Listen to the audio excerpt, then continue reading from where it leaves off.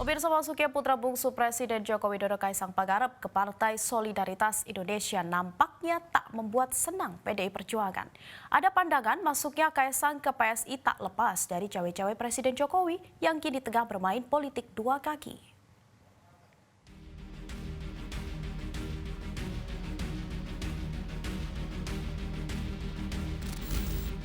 Gibran Raka Buming Raka tampaknya tak terlalu antusias menanggapi adiknya Kaisang Pangarep yang masuk ke Partai Solidaritas Indonesia.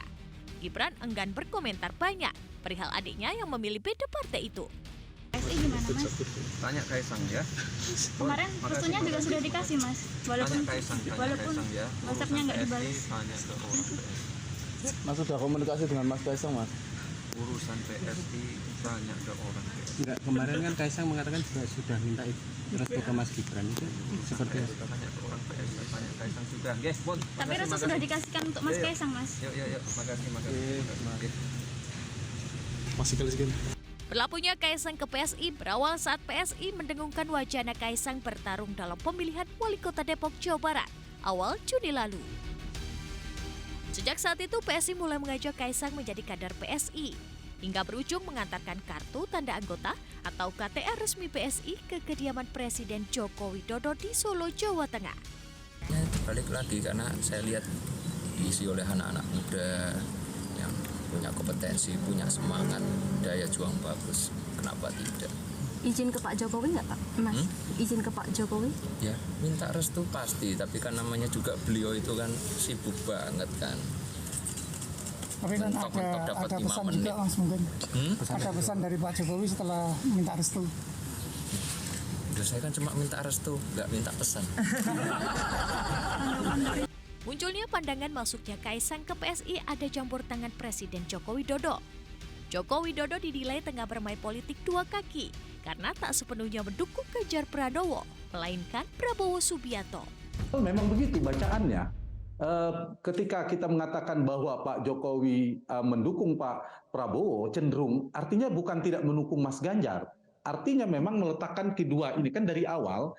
Yang paling aman bagi Pak Jokowi itu kan yang maju dalam poros politik itu dua kan. Isu wacana ini Reno cukup kuat, all the president means itu. Jadi dua orang yang muncul. Tapi realitasnya kan ada capres yang ketiga yang sudah siap dengan perahunya yaitu pasangan Anies dan Muhaimin. Nah karena itu potensi dua orang ini bagi seorang presiden yang paling menguntungkan bagi Pak Jokowi adalah menggabungkan dua kekuatan ini yaitu Ganjar dan Prabowo.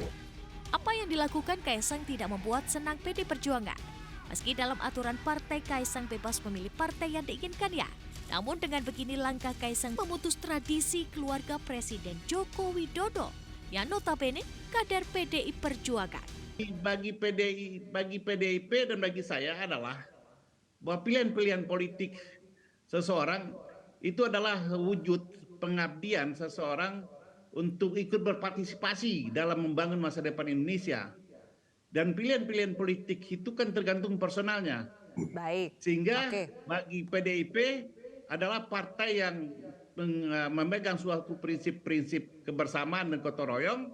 Bagi PDIP tentu mengembalikan semuanya ya kepada pilihan-pilihan manusia individu per individu. Oke, baik. Berarti PDIP tidak mempermasalahkan ya Kaisang masuk ke partai mana saja. Namun menurut analis politik Hoirul Umam, ada satu fakta di mana PDIP memiliki aturan yang mewajibkan bagi setiap kadernya di dalam keluarga inti untuk tetap berada di satu garis kepartaian yang sama. Disampaikan oleh Pak Kapitra, rasanya PDIP baik-baik saja. Tetapi memang bagaimanapun juga ada satu fakta misalnya regulasi di mana PDIP memiliki aturan ADART tepatnya di nomor 25A yang mewajibkan bagi setiap kadernya di dalam konteks keluarga inti untuk tetap berada di dalam satu garis kepartaian yang sama.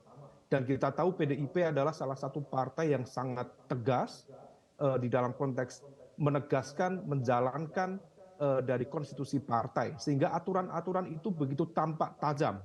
Dan itu pernah dibuktikan beberapa bulan yang lalu bagaimana kemudian DPP PDIP memecat secara tegas Gubernur Maluku Pak Mamun Murad waktu itu karena istrinya waktu itu diindikasi menjadi bagian dari calon anggota legislatif dari partai yang lain, dalam konteks ini adalah PAN.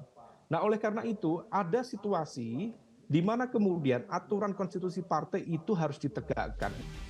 Yang jelas, Kaisang tidak punya rekam jejak politik selama ini. Kaisang hanya dikenal sebagai pengusaha yang sudah merintis usahanya sejak 2017 lalu. Tim Liputan, Metro TV.